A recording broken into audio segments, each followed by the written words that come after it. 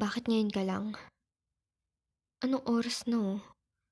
Ang mahal-mahal ng relo mo, tapos hindi mo man lang matingnan kung anong oras na?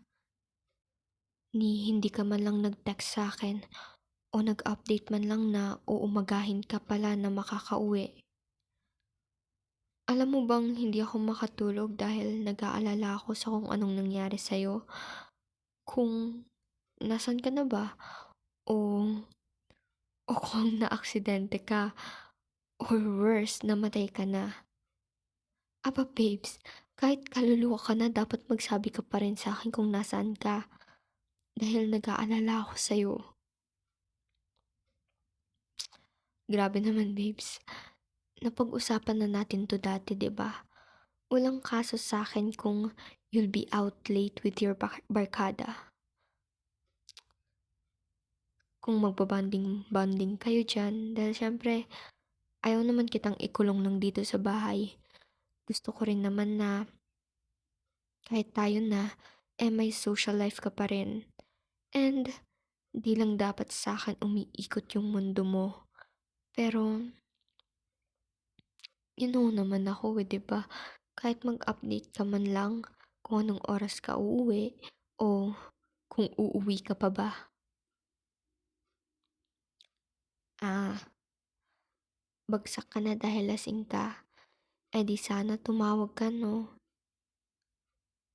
Kahit isang mata mo lang yung bukas. Whatever. Kahit ano. Isang pindot lang yung pangalan ko sa cellphone mo, oh. Mahirap bang gawin yon? Ha? You know what? Kahit mag-video call ka, huwag ka magsalita. Pakita mo lang na kasama mo yung mga tropa mo. Ayos na ako dahil expected ko na if hindi ka makakauwi, dyan ka makakatulog. Pero ano, wala. Ni-off nga din yung cellphone mo. Low bat. Low bat. Talaga. Low batin kita dyan eh.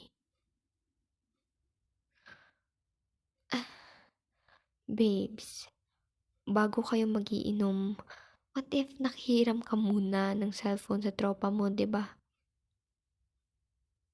Grabe naman yun kung yung pati yung cellphone nila lowbat din. At mas grabe kung walang load. May mga jowa din mga yun eh.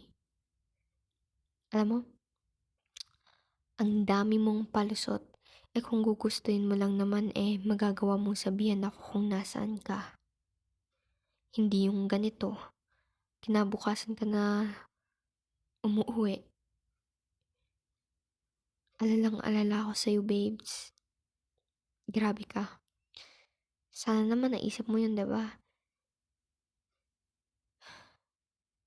Hindi mo man lang ba naisip na may naghihintay sa'yo dito sa bahay? Na may responsibilidad ka na sa'kin? Oo, dati nung hindi pa tayo nakatira sa isang bubong, hinahayaan lang kita kasi nga hindi naman tayo live-in. Pero ngayon, babes, kasama mo na ako rito. Ang hinahon ko lang magsalita ngayon.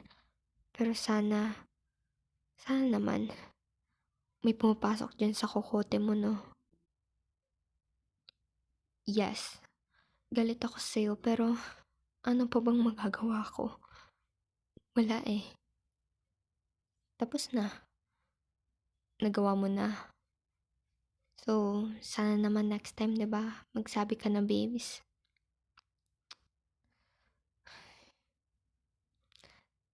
Tatanggapin ko yung sorry mo for now. Kasi alam ko naman na you do your best para magbago. Pero next time, since napag-usapan na natin to, no excuses. Baby, alala talaga ako sa'yo, promise. Hmm? O siya, total, nasabi ko naman na yung gusto kong sabihin. Eh, pumunta ka na ng banyo at dumiretso na ng kwarto natin after para magpahinga na. Amoy na amoy ko pa rin yung alak sa bibig at damit mo. Dati tinatago mo pa sa'kin na nagiinom ka ng mga barkada mo pero tingnan mo nga ngayon. Kapag nagsuka ka, baka ako pa yung maglinis niyan. Magayos ka na dun, babes. I love you.